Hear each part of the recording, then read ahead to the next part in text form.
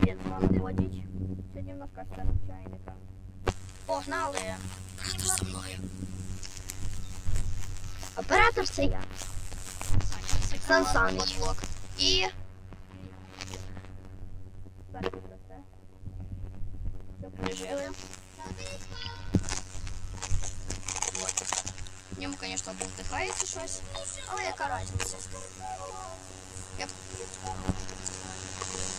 Так, извиняюсь за мати на задньому плані, бо в нас зараз пікнік і нам просто допомагають.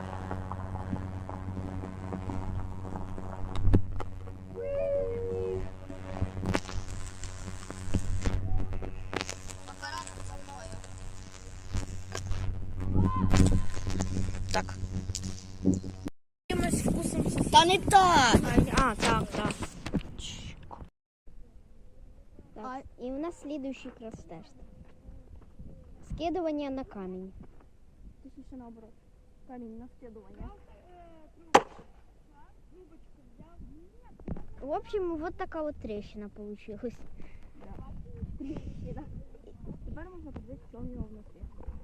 Звісно, в нього немає своєї стойки. І, Вот, типа, вот что у него це внутри. горить якийсь механізм.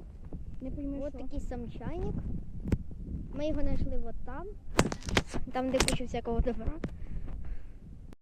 І в нас следующий краш-тест. Да. Маленько ми його заказом доламали. Да, нам один чувак там його чуть-чуть зламав. Ладно. І так. І от що случилось з чайником. Все хуйня, панове. А хто буде це знімати?